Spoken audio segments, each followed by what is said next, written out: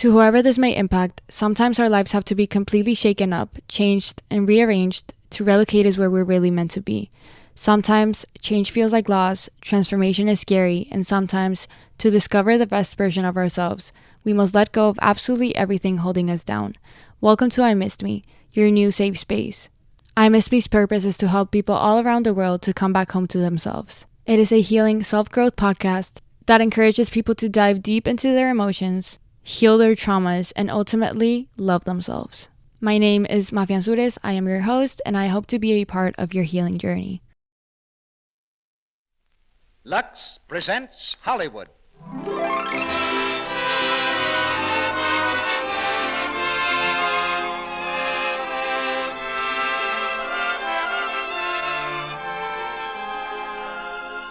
The Lux Radio Theater brings you Bob Burns and Anita Louise in A Man to Remember.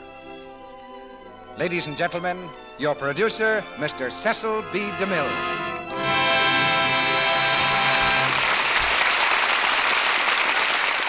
Greetings from Hollywood, ladies and gentlemen. This is the story of an undecorated hero, the country doctor.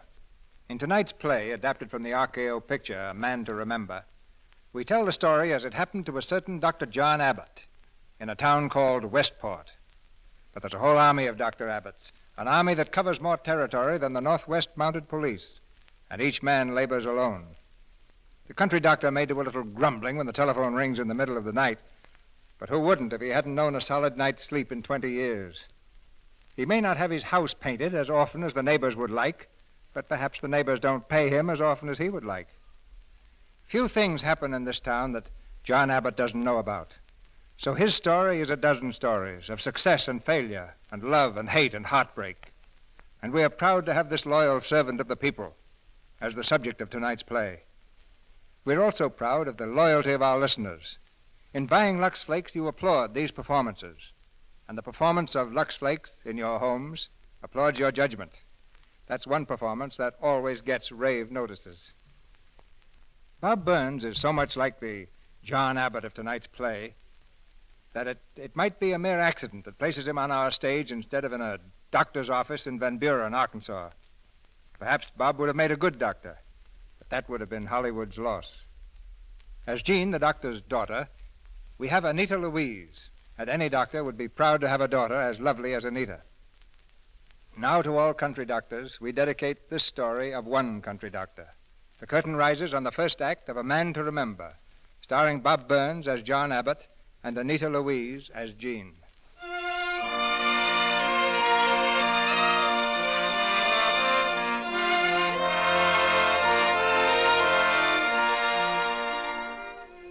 If you should be driving across the continent sometime, you might strike a little town called Westport. It's an ordinary small town, with its main street, of course, and its First National Bank, owned by George Sykes. Homer Ramsey's department store is there, too, and a few smaller shops. But on this spring afternoon, the shops that aren't closed are empty, for old Doc Abbott is dead. The townspeople stand along the curb in respectful silence as the funeral procession passes by. Mother, can I throw my flower now? Yes, dear, now. I never saw so many flowers. Never. He deserved it, if any man did. What's going on, Bud? I'm a stranger in town. Somebody important die? Old Doc Abbott died. Take off your hat, stranger. Huh? Oh, sure. On the second floor of the bank building is the office of Lawyer Perkins. From his window, the three leading businessmen of the town also watch the procession, but they are unmoved and cynical. Look at that crowd down there. I gave this town the only hospital it ever had, the George Sykes Memorial Hospital. But you'd think Abbott was the only man in this town worth a plug nickel. I put in the first department store in Westport. I suppose that doesn't amount to anything either. Yes, and Jode Harkness here has done a few things, too. Yes, sir. 'Twas me got the public schools put in. To say nothing, you give them the town a newspaper. And I'll bet the three of us won't scare up a baker's dozen at our funerals. Seems the more shiftless you are, the more people take up with you. Like old Doc Abbott down there. Now, Mr. Sachs, Mr. Ramsey, Mr. Harkness, if you gentlemen can stifle your grief for a moment, perhaps we can get down to work. All right, Counselor. While the town's marching behind Doc's casket, let's us figure out the expense. Sit down, gentlemen. Now, I brought Doc Abbott's strongbox with me, and I'm sure you're anxious to know what's in it. You bet we are.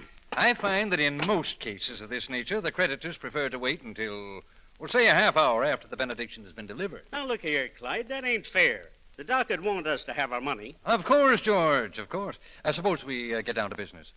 Well, to begin with, I hold Doc Abbott's personal note for $600 plus 100 interest. 700. How about you, Homer? I had the bookkeeper figure up his account today. $726.37. He ain't paid a bill at the store since 1928. And you, Joe? He owes me $1,100. Well, Doc Abbott's son gave me the strongbox this morning when I explained how eager you were to get his father's affairs in shape. Now, suppose we just turn everything right out here on my desk. Gentlemen, the estate. Now, you got everything upside down doing it that way, Clyde. Oh, I guess it doesn't matter. We'll want to go through all his papers. Well, we have, this looks like one of those bills you were talking about, George. Westport First National Bank, $300 with accumulated interest at 7%. Signed, John Abbott, dated June 16, 1919. Yeah, that's the first one, 1919. Yes, just about 20 years ago, wasn't it? I remember. It was right after Doc came back to Westport. I guess he needed money pretty badly at the time, so he went to the bank to see his old friend, George. Morning, George. Well, if it ain't John Abbott. That's right. How are you, George? I'm fine. Sit down. Been a long while since you left here, John. Pretty near 25 years. Oh, this is my boy, Dick. Well, quite a young man. How old? I'm 8, sir. Well, 8 years old. This is George Sykes, Dick. We used to go to high school together. That's right. Your father left right after we graduated. He was voted the boy most likely to succeed, weren't you, John? Seems kind of funny now, doesn't it? Dick, suppose you wait outside. I got a little business I want to talk over. Sure, Dad. Alter? Oh, I heard you lost your wife, John. That's too bad. Yes, she died in Chicago. I couldn't stay there after that, so I came back. Aiming to hang out your shingle? As long as I can make a living. Well, we got some doctors here already. But there's a lot of poor folks on the other side of town. You can probably find enough business to get by. I figure to. I'll need a little eating money, though. How much? About $300. Well, that's a whale of a lot of money, John. You got anything to offer for security? 17 years' experience as a practicing physician. I've done pretty well. Yeah, you're broke, ain't you? I meant about keeping my patients alive. That's my business, you know. All right, John, I'll tell you what I'll do. I'll make a note out for $300, give you $250. Got to have a little bonus, you know, where there ain't no security. But I always like to help out an old friend. Do you help out many of your old friends this way, George? You'd be surprised. They should have elected you the boy most likely to succeed. Oh, yes. Sign right here, John.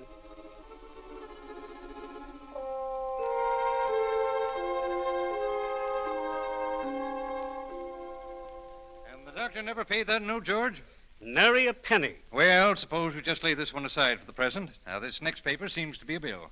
It's made out to Howard Johnson, July 17, 1919. Delivery of child, $25. What's that written on the bottom of it? Well, seems to be a notation Doc made. Johnson has no money. That was the trouble with the doc. Always treating poor folks who couldn't pay him. Well, I suppose it's pretty hard for a doctor to refuse, Joe.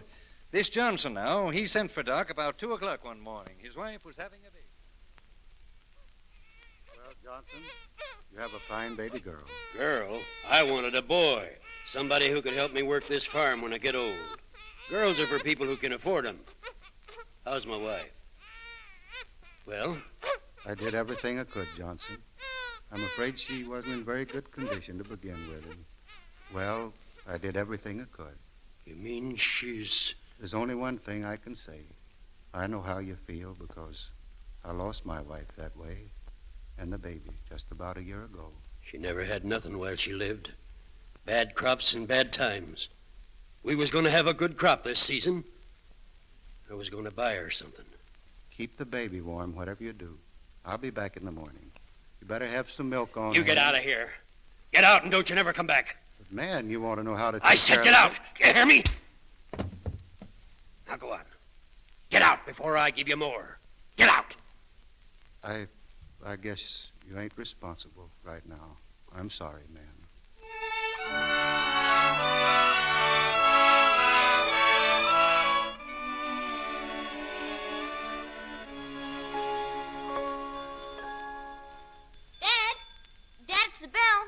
Another night call, I guess. You better get back to bed, son. I'll see what it is first. Say, Who is it, son? it ain't anybody, Dan. What? It ain't anybody. There's a basket on the porch, and that's all. A basket? Look, Dad. It's a little baby. There's no pin on it. What's it say, Dan? Dear doctor, I'm sorry I hit you. Please give the kid to somebody who'll be good to it. Gee, what you gonna do, Dan? Well, it seems you got a baby sister, Dick. Let's get her inside.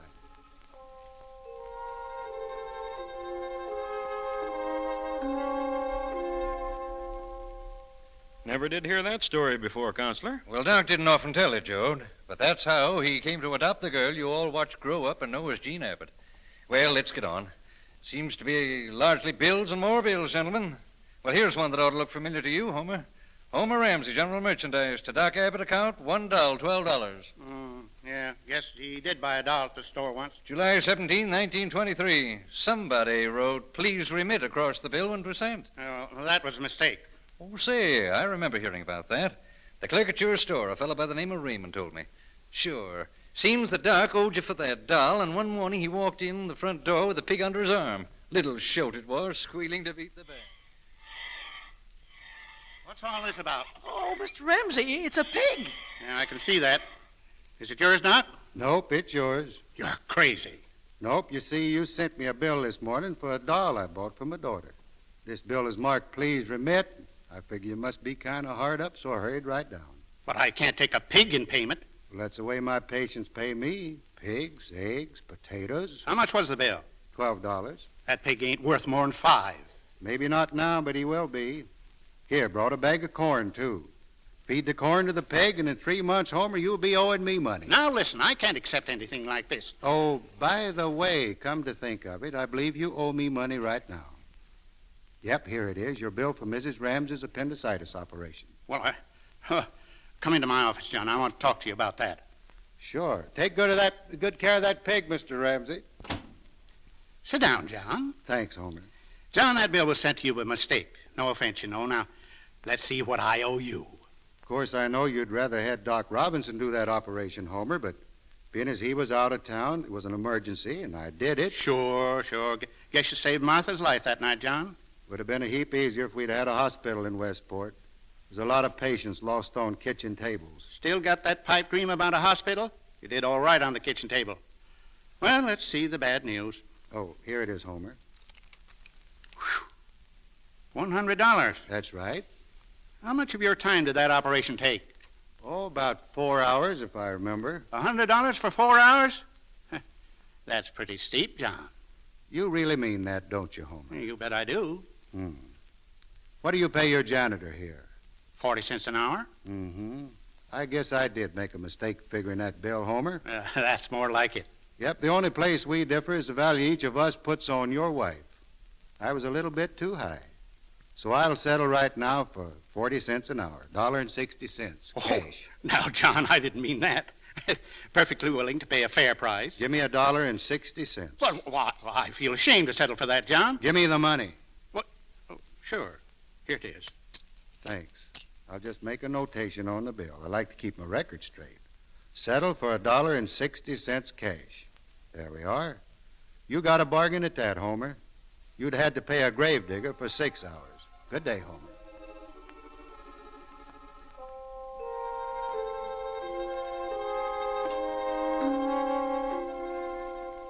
And there's the record of the transaction, Homer. Settled for $1.60.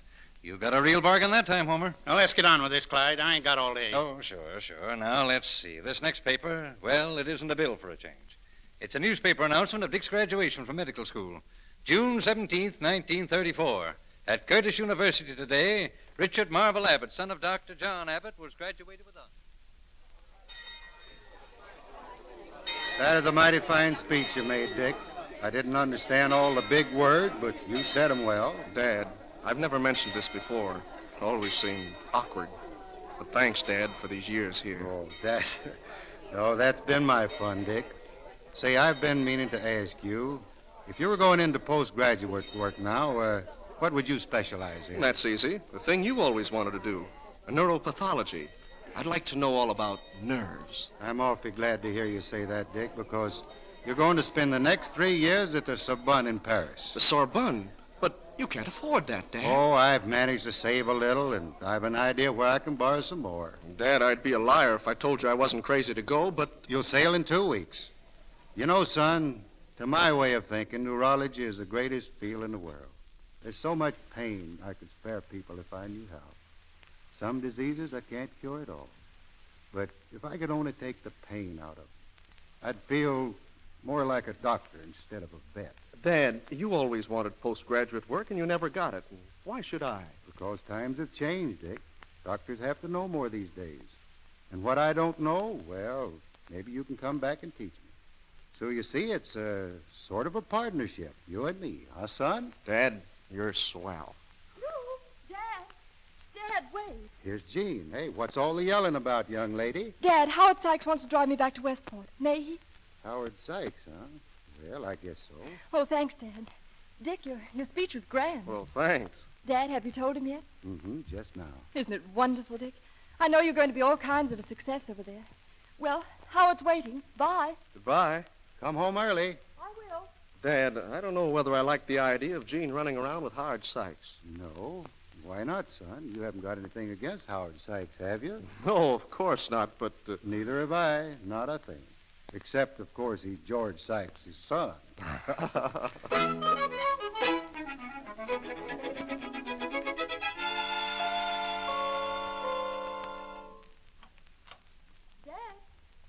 Dad, I want to talk to you about some of these bills. Oh, never mind those. Look here. Here's a letter from Dick. The letter can wait. Dad, something's got to be done about getting in some of this money that's owing you. Look at this bill. It's 5 years old. To Eben Fisher, setting broken leg, $25. Received on account, $2.50. 1 bushel of turnips, 4 dozen eggs. Good eggs, too. And here's one to Mrs. Sarah Bright. Removing cataract from right eye, $40. Received on account, 2 months' laundry. Oh, Dad, these people ought to pay you. They do the best they can, honey. Most of these folks have a pretty tough time of it. But what about you? Trying to keep Dick in Paris and all? I'll get along somehow. We'll manage somehow till Dick comes home. Then we'll have a real doctor in the family. But, Dad, that's another 2 years yet. In the meantime, what do we do with these bills? Got to do something, huh? Well, I'll tell you, Jeannie, just mark 'em paid in full, and we'll forget all about 'em.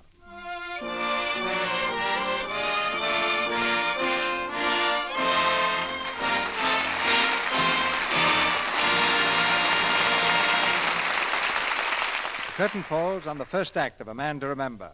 In Act 2, John Abbott goes to work on that hospital in his own direct way. Now, during this brief intermission, Mr. Ruick tells us about a direct way to get some other things done. Before we hear Bob Burns and Anita Louise in Act 2 of A Man to Remember, we are going to reenact a scene that actually happened in real life. It's based on a letter we received from Mrs. Frances Whitney of Brooklyn, New York. Let me read you part of her letter. She writes, "My daughter has a lovely pink Angora sweater, which a friend of mine gave her for her birthday several months ago. One night, this friend invited us to dinner, and my daughter wore the sweater. When my friend Mildred saw it, she said, 'My dear, haven't you worn that sweater at all?' Why, of course, Aunt Mildred. I've worn it loads of times. I'd never know it. How in the world do you manage to keep it looking so nice? Oh, that's easy. I wash it in lukewarm Lux suds every second or third time I wear it. Don't tell me you've washed that sweater. Why, when I've washed Barbara's sweaters, they've either stretched or shrunk. And one of them is actually bald. Minus Angora, you know. That won't happen if you wash them the gentle Lux way. Just pat in Lux suds, rinse in lukewarm water, and pin to shape with rust-proof pins. And then gently brush the nap when the sweat is dry. I think it's simply marvelous the way Lux keeps Angora sweaters new-looking." We appreciate Mrs. Whitney's writing us such a charming letter. She voices the experience of thousands of women all over the country who depend on the Lux method to help sweaters and other woolens stay new-looking longer. You see, Lux flakes are so gentle. There's no harmful alkali and no cake soap rubbing to fade or streak colors or shrink sensitive woolen fibers. That's why over 2,000 stores have advised their customers to use Lux. Just keep this rule in mind. If it's safe in water, it's safe in Lux. And use Lux for all your washables. Things like your stockings and underthings, your house dresses, and attractive printed silks. They'll stay new-looking a long time with that kind of care. Buy a thrifty large-size box of Lux Flakes tomorrow. You'll be amazed how many things it will care for. Remember, Lux is so pure, a little goes a long way. Lux is thrifty. Now our producer, Mr. DeMille. Act 2 of A Man to Remember, starring Bob Burns as John Abbott and Anita Louise as Jean.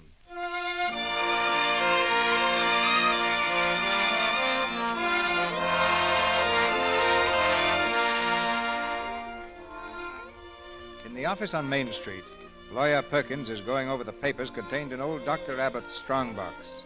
The town's 3 leading businessmen watch eagerly as the attorney picks up the next item, another newspaper clipping, recording a landmark in the history of Westport. It looks as if the doc kept track of everything they printed about that hospital you built, George.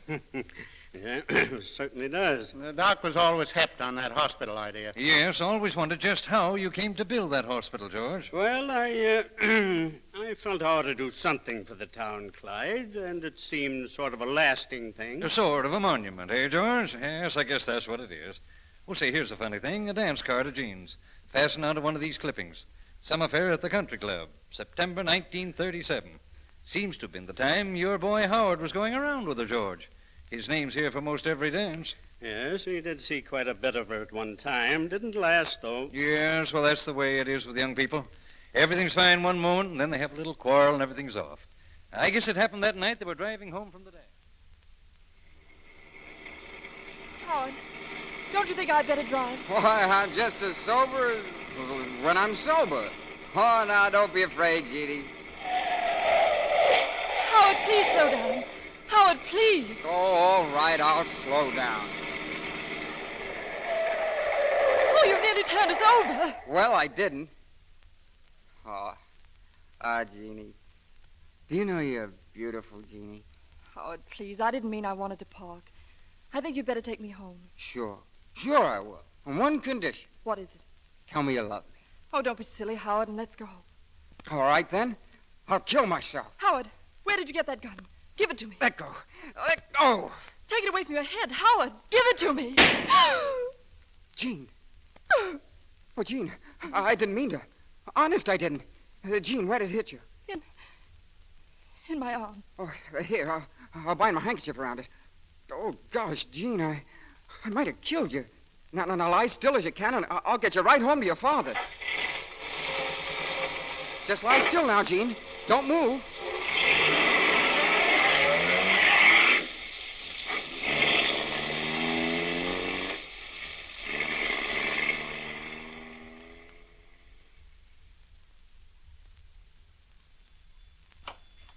Oh, hello, George. Come in. Where is he? Where's my son? He's gone home. You just missed him. Is he all right? Oh, yes, he's all right. Jean's all right, too, luckily. Just a shot in the shoulder. John, this is terrible. Yes, George, it is. Might have been murder. At the very least, manslaughter. But the boy didn't mean to hurt her. I know, George, and he feels pretty terrible about it, but I suppose that's a question for the jury to settle. You know, of course, I have to report any gunshot wound to the police. That's the law. But, John, you can't do that. Listen, John, I'll do anything to make it right. Will you, George? You name it. I'll do anything you say. George, you've made a lot of money around this town. I guess you're about the biggest man Westport's ever produced. Well? I was just thinking it's a shame that you won't leave any fitting memorial behind you. A man like you should engrave his name in the history of his town. Something big, George. Something worthwhile. Like what? Like the George Sykes Memorial Hospital. You mean you want me to build a hospital? That's the idea, George. Well, I won't do it. Now, this is blackmail. Yes, sir. Guess it is. Well, it won't work. I won't build a hospital for you or anyone else. Not even for your son, George? Be a pity to see him go to jail. Now, wait, John. Wait a minute. Be reasonable. I'm willing to do anything within reason. That's the way to talk. Yes, sir, George. I bet it won't cost you a cent more than $30,000 or $40,000. No. And maybe they'll even let you make a speech. Think of that, George. Standing up in front of a big new building, the crowd cheering, the band's playing. George, I'm proud of you.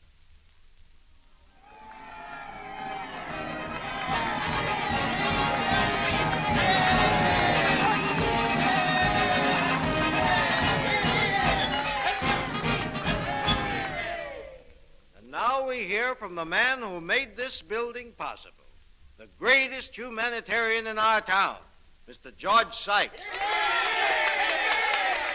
Thank you, Dr. Robinson, friends and fellow townspeople. In giving this handsome structure for the benefit of our sick, I, George Sykes, am doing very little. When I glance back at that marvelous structure, costing $40,000 plus landscaping, I do not feel proud, my friends. I feel very humble, because I've been able to do some little act to make my presence in the community a thing of benefit to us all. I thank you.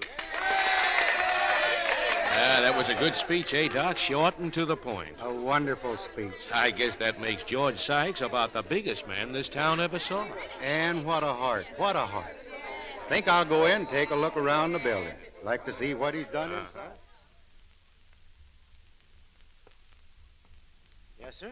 Good afternoon. What can I do for you? Afternoon, Superintendent. I just figured I'd better drop in, sign the doctor's registry. Well, you see, Doctor, Mr. Sykes wanted to be sure that only the most modern methods were practiced here. And so he made a proviso that only physicians who've had postgraduate work within the last 20 years would be admitted to the registry.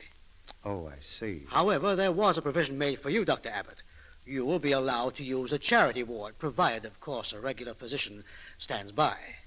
That means, then, that nobody will be excluded from the hospital. That is, no patient. Quite right, Doctor, quite right. Are there any other things that would bar a doctor out of here? Nothing but the 20-year clause. I just wondered, because my son's going to get back into town next week from Paris. I just wanted to be sure that there wasn't any stipulation against all doctors named Abbott.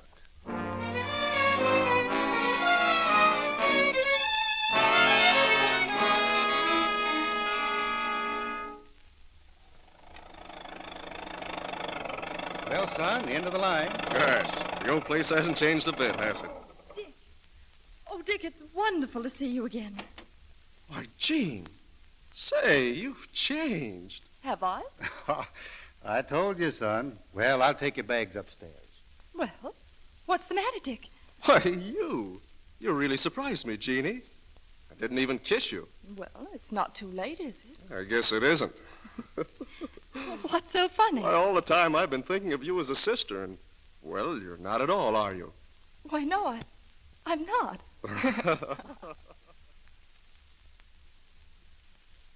Sit down, son. Sit down. I'm just itching to hear all you've been doing. Say, did you study under Dr. Redding all the time? 2 years. Redding. Great man. He's done more for neurology than any man in the last 40 years, I guess. He knows the stuff all right. You know, Dad, I can't get over Jeannie. Well, she's blossomed out into a regular beauty. You should come home oftener to check up on what's going on. It's a surprise to me you're not married, Jean. What's the matter with all the men in this town? Oh, I suppose you think I never had a chance, huh? Well, I'll bet you have. Well, what about Howard Sykes? Oh, I see him once in a while. Nothing serious, though. Redding. I always hoped I could study with a man like him someday. Well, why don't you go over to the Sorbonne for a year, Dad? Me in Paris? No, that's no place for a plug. Say, Dad, do you mind if Jean and I scoot off for a little while? I'd like to look the old town over again. Well, no, not at all. Run along. I'll get a hat. Be back in a minute. I got to get a sign painter up here tomorrow. A sign painter? What for? Got to have that sign out there changed. Going to put your name first. Make it Richard Marvel Abbott, M.D. And then under it, John Abbott. What do you think of that? Dad, there's something I want to talk to you about. Go ahead, son. Well, about 3 months ago, I had a letter from Dr. Robinson here in town. He wanted me to go in with him as his partner. And I wrote him I wouldn't do a thing before I talked with you. Do you want to go in with Robinson? It's not so much a question of wanting to, but forgive me, Dad. But I know the kind of patience you have. Well, I'll bet you're way in debt right now on my account. So if I could go with Dr. Robinson, I'd make us some real money. And those rich patients of his would never come to us over here. But if I'm with him, I can cash in on them. Well, son, money's never bothered me much. What I owe or what's owed me. I guess that's the wrong attitude, though. Dad, I wish you'd understand. It's not money for its own sake. It's just that, why, I'll be the only neurologist in this town. It's a new line, and people will go for it. People with money who can afford it. What about people who can't afford it? I'll make a deal with you, Dad. I'll take care of any case you send me for nothing. All right, son. Let's shake on it. Already? We won't be long, Dad. Come on, Gene. Just take a look around. Goodbye, Dad. Goodbye, son.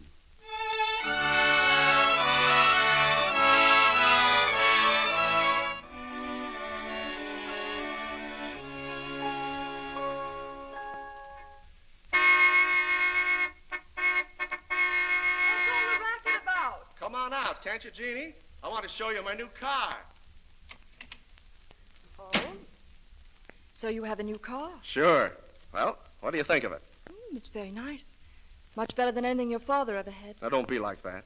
Dad understands. If you're going to succeed as a doctor, you've got to put on a little front. Your father never did.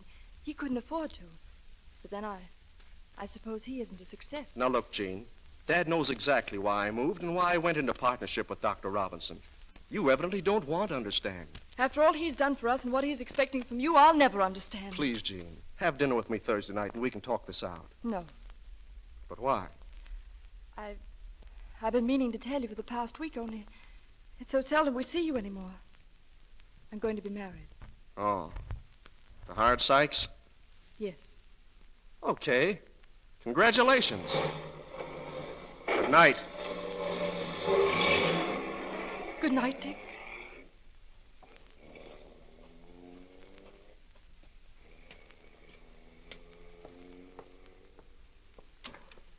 Jean. Oh, Jean. Come here, quickly. Dad, what's the matter with you? Help me to sit up. Dad, what is it? I thought you were asleep here on the couch. Oh, tell me what to do, please. Oh, it's all right now. Little heart attack. If you should ever find me like this again, Jean, always help me to sit up. When you lie down, once in a while, it's the end. Oh, Dad. Why, Jeannie, child, you're crying. It's all right now. I'm all right, honey. Don't cry. I'll get it, Dad. Evening. Is Dr. Abbott in? Yes, he is. Can I see him? My name's Johnson. Just a moment, please. It's a man to see you, Dad. Patient? I don't know. He said his name is Johnson. Johnson. All right, send him in. Will you come in, please? Thank you, ma'am. Evening, Doc. Remember me, don't you? I guess I do. Don't go, Jean. What is it? Jean, this man is your father. My father? I guess maybe I ought to do a little explaining. I don't think it's necessary. I've already told her long ago. I see. Well, I've got to run upstairs. Good night, Jeannie. Good night, Dad. Good night, Mr. Johnson. Well, what do you want? Nothing. Nothing at all. I just come back to apologize for the way I was, Doc, and to thank you for taking care of my daughter. If you're thinking of taking her with you, it's no go. No, Doc, it ain't that. Since I gave her to you that night, I've been living in the eastern part of the state. Done pretty well, too. And, well, I want to pay you for the trouble and expense you've gone to. Here. It ain't what I'd like to give you, but it's something. $3,000. $3,000? Are you sure you can afford it? Yep. I've got plenty myself, and I'm working steady. Well, I got to get along. I don't suppose I'll ever be able to tell you just how much this money means to me, Johnson. I'm going to take it because I need it. You're a good man, Doctor. Good night. Jeannie! Jeannie! Yes, Dad. Has he gone? Yes, Jeannie, listen. Remember we had an extra registration blank for the Sorbonne when Dick filled his out? Yes, but I don't... Get it for me, will you, Jeannie? I'm going to fill out my application for a course under Dr. Redding.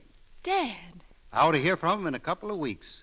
Then I'm going to Paris, Jeannie, and I'm going to show them that an old fella can learn as well as a young one. Oh, Dad, that's marvelous.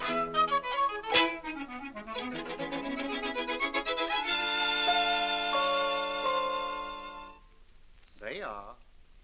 That's the girl. Come on now. Ah. Ah. Fine. Well, Doctor, it's just a sore throat and cold, ain't it, Doctor? Well, the throat and nasal passages are inflamed. You say the Hostetter boy's been sick, too? Yes, Doctor. And the Musicara children, huh? That's right. Same symptoms. Tell you what I wish you'd do, Mrs. Smith.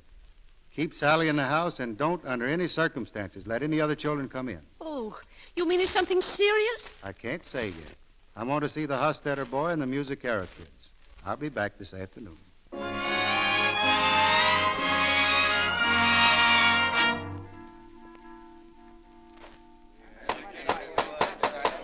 meeting of the Board of Supervisors of the town of Westport's in order. Dr. Abbott would like to say a few words. What about? I don't know. Go ahead, Doc. I won't take much of your time today, gentlemen, but I feel the Board of Supervisors ought to be told of a condition threatening our town. What's on your mind, John? Well, you're having a county fair in 2 weeks, and I've come here to ask you to cancel it. Cancel it? Are you crazy? What for? Unless my diagnoses are all wrong, we're in for an epidemic of infantile paralysis. Now, what gives you that idea, Doc? I have 4 patients who reveal all the preliminary symptoms. Only 4? That's no epidemic. Just quarantine them. 4 cases of infantile paralysis, gentlemen, are enough to start an epidemic. The merchants of this town put up $12,000 for that county fair, and you're suggesting we throw that money away just because 4 of your patients might have infantile paralysis. That's right, George. Well, there's nothing doing. Now, you can't expect us to call off the fair on a gamble. Quarantine your patients, and that finishes it. All right, then I'll have to go to the newspapers. Jode, I want you to print this story. Now, listen here, John. A newspaper has a debt to the community. We can't scare our readers with every wild rumor that comes down the road. But this isn't a wild rumor, Jode. You can't prove it, can you? All right, then I want to buy an ad in tonight's edition. You mean advertise this paralysis scare? Oh, no. I'm afraid we couldn't, John. Not a merchant in town would advertise with me if I ran your copy. Well, how about printing me up some handbills? Same thing. I'm sorry. You've got a boy, haven't you, Jode Harkness? Why, yes. And you, George, you've got a little girl. And you, Jenkins, your kids are just the right age, too. The right age for what? For infantile paralysis. Only don't worry, gentlemen. I'm going to see that they don't get it. Goodbye, gentlemen. I hope you sleep well tonight.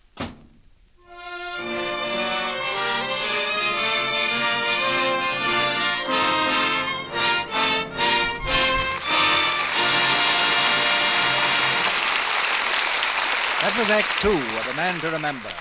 Once aroused, John Abbott is a man to be reckoned with, and he starts a one-man crusade in Act 3. Before we go on with the play, here are some friends of ours to tell you a story in song. Bob Burns and Anita Louise return in a moment for Act 3 of A Man to Remember. You know, sometimes music expresses things better than we can say them. There's a song, for example, that describes perfectly the beauty of Lux Suds, and I've asked our trio to sing it for you tonight. All right, girls? Swan from the midst of the dream, we drifted from rainbow land. A bubble of silver you sing, on a long white fairy hand. Symbol of love and it gleams, like the gold of smiling dawn. There for a moment then kissed by the sun and gone. Spun from the mists of a dream. Lux Suds really do seem like that. They're so light, so gentle. Oh, you make them sound too poetic, Mr. Ruick. They're really very practical, you know. Well, of course they are, Sally. Millions of women know that. And they've made Lux Flakes the world's largest selling package soap for fine fabric. Fine fabrics, Mr. Ruick? What about everyday fabrics? Why, just think of underthings and stockings and blouses, things we wear and Lux every day. Lux takes such beautiful care of them, they wear and wear. Well, there's a good reason for that. There's no harmful alkali in Lux Flakes to fade any color or hurt any fabric that's safe in water alone. The gentle suds float out every trace of perspiration and soil and leave things fresh and new-looking. The Lux habit is a dainty habit and a thrifty one. So keep the large box of Lux Flakes in the house and Lux underthings after every wearing. Your blouses, dresses, and sweaters, often. They'll stay new-looking longer because Lux suds are so gentle, so safe. We pause now for station identification. This is the Columbia Broadcasting System.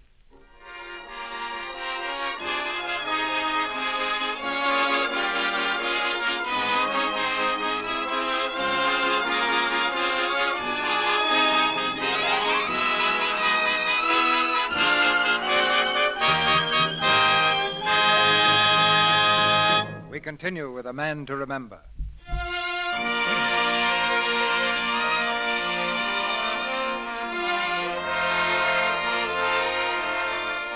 Little by little, the life of Dr. Abbott unfolds itself as Lawyer Perkins continues to examine the contents of the strongbox. The men are silent now, each busy with his own thoughts. The lawyer speaks quietly. Well, here's the last of the bills, gentlemen, for the printing of circulars. He did get those paralysis notices printed up, Jode, even if you wouldn't do it for him. And there's another item here showing that he gave each kid who helped him 10 cents to post the notices around town, on fences and trees where folks could read them. You remember that morning, gentlemen? Quite some excitement. Warning, infantile paralysis. Keep your children indoors and away from other children. Stay away from congested districts. Do not attend the county fair. I am undertaking a house-to-house canvass to administer a precautionary throat spray to all children whose parents will permit it. If I do not get to your house, come to me in the evenings. John Abbott, M.D. Infantile paralysis. Mary! Tommy! You come right in the house this instant!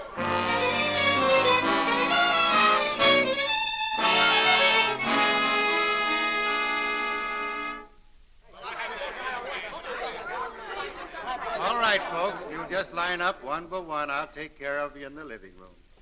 Get those sprays ready, will you, Jeannie? Dad. Oh, hello, son. What brings you around? Dad, I came to talk to you. Well, I'm pretty busy right now, Dick, but all right if you talk fast. Can we be alone? I'll go, Dad. No, wait. Jean's been my right hand and most of my heart for a long time, Dick. There's no reason for her to go now. What's on your mind? Well, it's about all this paralysis scare. If you're wrong, Dad, it will reflect on every doctor in this town. People will lose confidence. And that's all doctors have to back them up. The confidence of their patients.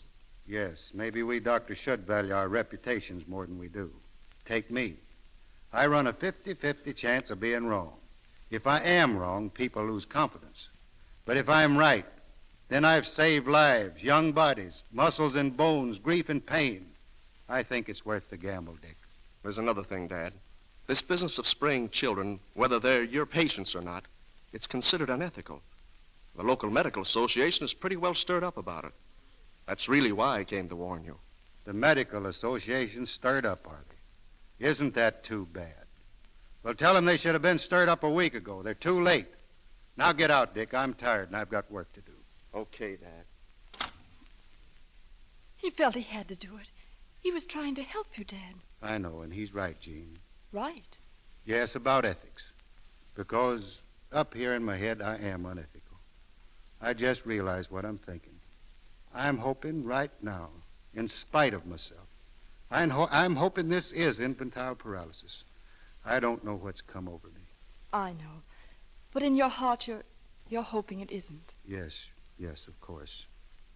Jean, I never felt it before, but I'm an old man.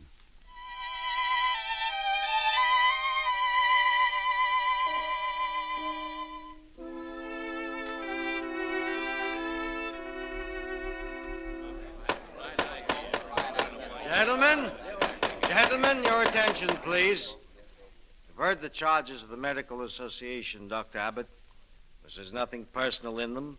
The county fair and the reputation of all of us has been put in jeopardy by what we must consider an unwarranted action on your part. Have you any defense to offer? No defense, Dr. Robinson. Then I have no course but to put your suspension to a vote. Suspension? All right, go ahead. When you want to tell me the good news, you can find me at home. Well, all in favor of suspension, vote aye. Aye. All opposed, no. No. Motion carried. I'm sorry, Dick. Just a minute. Because my father made a mistake, you have voted him out. But let me tell you, the greatest men in medicine were those who made the greatest mistakes. That's how they learned and passed on their knowledge to us. What my father has done required more courage than there is in this whole room. With such, we're doctors. Lacking it, we're mechanics. Mr. Chairman, I have no choice but to tender my resignation. Oh, Dick, you can't do that. I'm sorry to be late, gentlemen. Oh, come in, Dr. Palmer. Yes, we waited for you as long as we could. I'm sorry, but I just couldn't get away. I have 6 cases of infantile paralysis in Wellington. Paralysis? Are you sure, Dr. Palmer? Of course I'm sure. Gentlemen, we're in for an epidemic. There are 8 cases reported in Palmdale, 14 in Riverdale, 4 in Delta, and it's spreading like wildfire. Well, I assume we shall disregard all action in this meeting. Do I hear a motion that we insist on cancellation of the county fair? I make such a motion. All in favor, aye. Aye.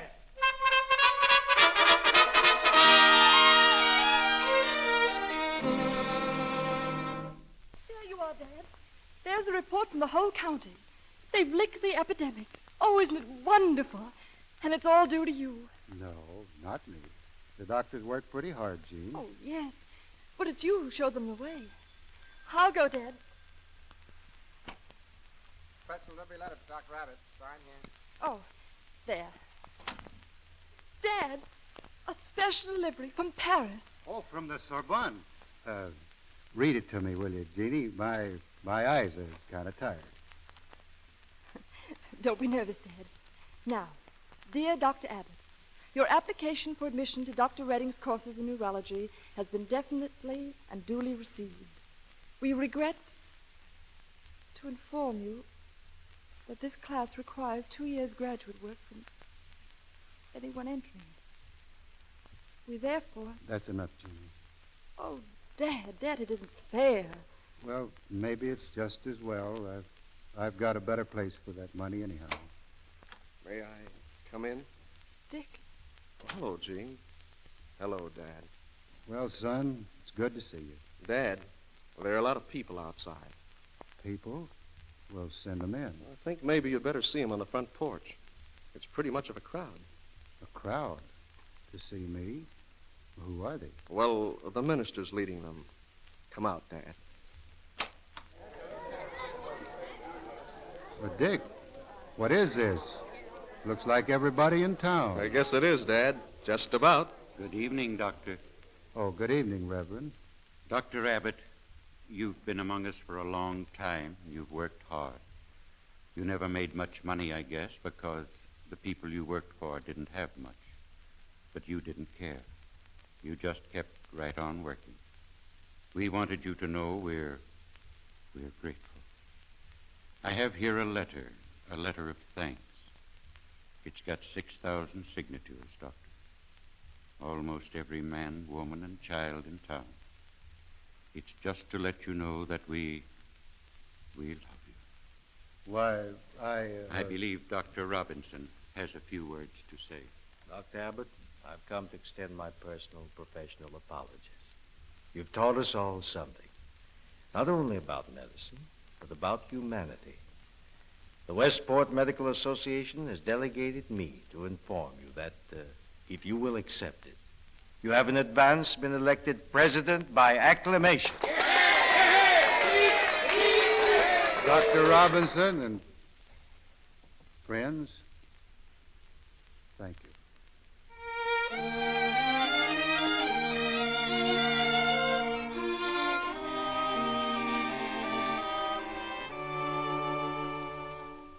Dad, I'm proud of you. Thanks, son. Been something of a night, hasn't it? Come on, Dad. I'm going to put you on the couch and you're going to rest. In a minute, Jeannie. I guess I am pretty tired. I'll take it. Hello? Oh, yes, Mrs. Harmon. Dr. Abbott will be right over.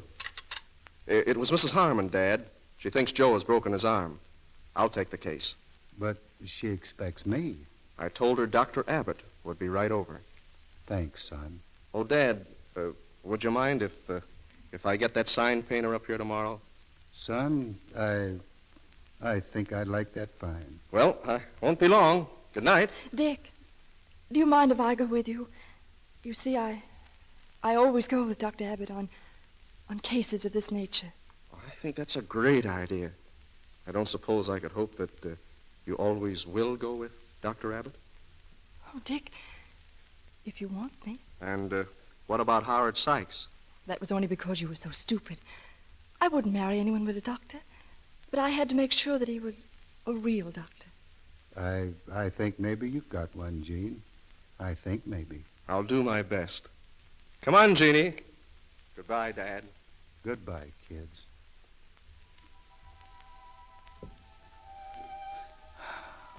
Dr. Abbott will be right over. Sub, we regret to inform you. 6,000 names. Most every man, woman, and child in town. Dr. Abbott, be right over. Dr. Abbott.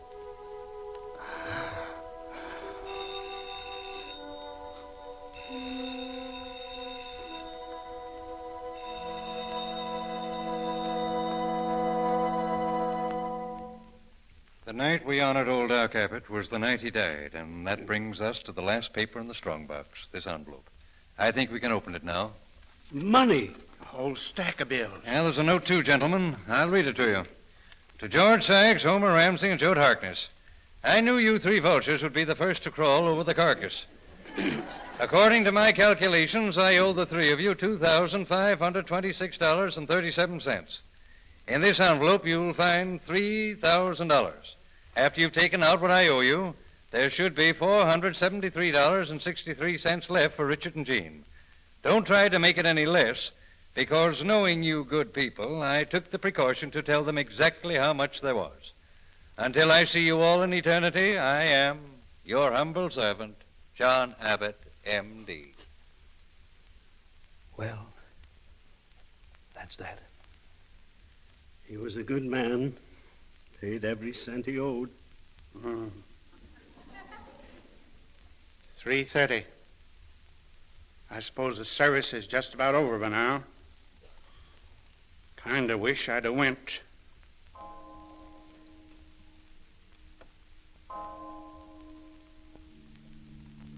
The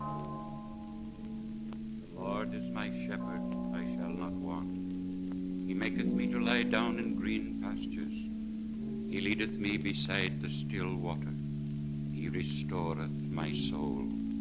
He leadeth me in the paths of righteousness for his name's sake. Yea, though I walk through the valley of the shadow of death, I will fear no evil, for thou art with me. Thy rod and thy staff, they comfort me. Thou preparest a table before me in the presence of mine enemies. Thou anointest my head with oil. My cup runneth over. Surely goodness and mercy shall follow me all the days of my life, and I will dwell in the house of the Lord forever.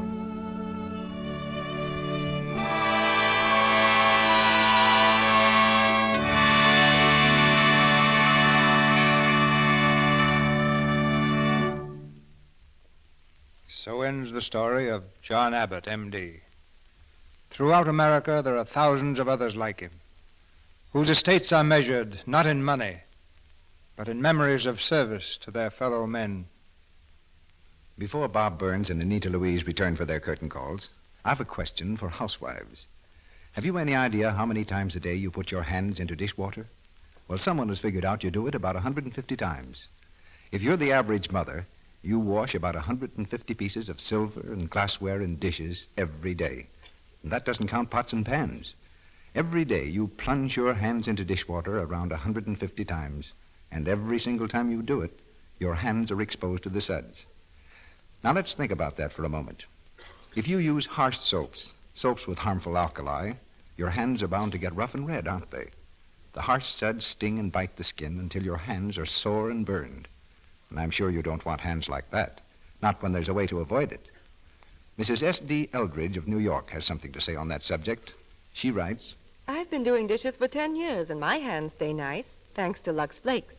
She helps her hands stay nice-looking by using Lux Flakes in her dishpan. And that's just what you can do, too. Lux is so gentle. It has no harmful alkali, absolutely nothing to sting and irritate your hands the way harsh soaps do.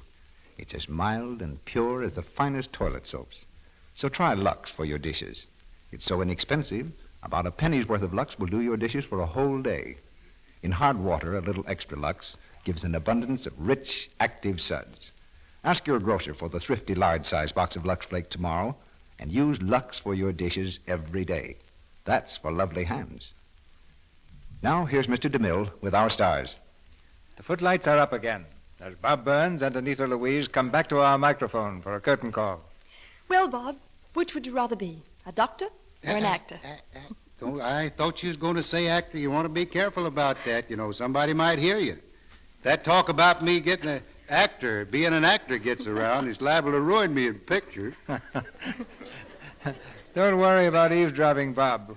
What's a few million ears between friends? Oh, well, I guess I feel safer then. You know, Mr. DeMille, maybe we ought to ask people that have been putting off paying the doctor, even though they got the money, to turn over a new leaf. Well, that's a wonderful idea for a crusade, Bob. Well, now, you know, even a good old country doctor ain't going to let you walk all over him forever. Sooner or later, he's going to get impatient, just like one of my kinfolks down in Arkansas. That wouldn't be Uncle Fudd, would it, Bob? No, Mr. DeMille, this is one I don't believe you've met yet. That's my Aunt Boo. Do you know that when I was down home, when I was a little boy, I used to think Aunt Boo was the most patient woman I ever saw in my life. She never showed any signs of losing her patience. But just last summer, I went back home, and I went to visit her back in the mountains, and she had a kind of a family reunion back there. And she was pointing out all my kinfolks I hadn't seen in some time. She says, now, of course, you know your Aunt Duddy is over there talking to your Aunt Peachy Sims. And she says, that boy teasing the pig in the parlor there, says, that's your cousin Purnell. She says, he's the brightest cousin you got, I reckon. She said he beat the reading time in Liberty before minutes. So she went on telling me all the names of these kinfolks, and I noticed one woman sitting way back by herself that Aunt Boo hadn't pointed out. I says, well, what's the matter with that woman back there? Ain't she kin to me? And that's the first time I ever saw Aunt Boo show signs that she was losing her patience. She says, no, sir, said that woman dropped in here 30 years ago to get a drink of water, and she's been with us ever since. And she says, I want to tell you, I'm beginning to get tired of it. You know, Bob, doctors have about as much patience as your Aunt Boo. And I know they'll appreciate your championship of their cause. And something we're all waiting to hear, Mr. DeMille, is the Lux Radio Theater show for next week. Next Monday night, Anita, we have another Blue Ribbon show. We're going to present Cary Grant, Carol Lombard, and Gay Francis. And our play will be the screen success In Name Only, the drama of vital emotions, the story of a man who was bound to a selfish woman and loved another. We bring it to you next Monday night with the original screencast, Carol Lombard, Cary Grant, and Kay Francis. I'll reserve a seat at my radio right away, Mr. DeMille. Good night. Good night, Anita. So long, CB. Good night. We'll never forget a man to remember.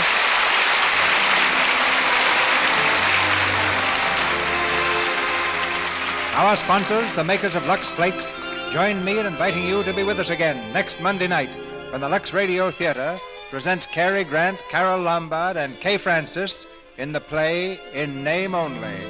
This is Cecil B. DeMille saying good night to you from Hollywood. This is Melville Rourke, inviting you to enjoy the popular Lux daytime program, The Life and Love of Dr. Susan. In tomorrow's episode, Frida, who hates and fears Dr. Susan, is plotting to humiliate her. Tomorrow, Mr. Blodgett learns surprising news about Frida's scheme. Listen then. While the time and station, see your newspaper. The Life and Love of Dr. Susan comes to you in addition to the Lux Radio Theater. Heard in tonight's play were Harold Daniels as Dick, Granville Bates as George Sykes, Harlan Briggs as Homer Ramsay, Lou Merrill as Joad Harkness, John Fee as Clyde Perkins, Earl Ross as Howard Johnson, and Clara Blandick as Mother. The picture, A Man to Remember, was an RKO production. This studio's forthcoming production is The Hunchback of Notre Dame, starring Charles Lawton. Bob Burns appeared through courtesy of the Kraft Cheese Company. He will soon begin work in Alias the Deacon for Universal Pictures. Anita Louise will be seen in the RKO picture, Reno. Our music was directed by Louis Silvers. At the request of the Post Office Department, may we remind you to shop early and mail your Christmas presents in cards early to secure delivery before December 23rd. There will be no delivery on December 25th. Parcels and envelopes may be endorsed. Do not open until Christmas. This is the Columbia Broadcasting System.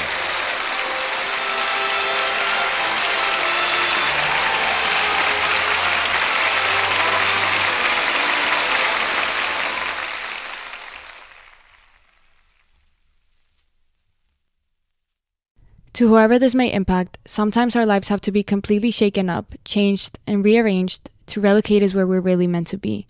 Sometimes change feels like loss, transformation is scary, and sometimes, to discover the best version of ourselves, we must let go of absolutely everything holding us down. Welcome to I Missed Me, your new safe space.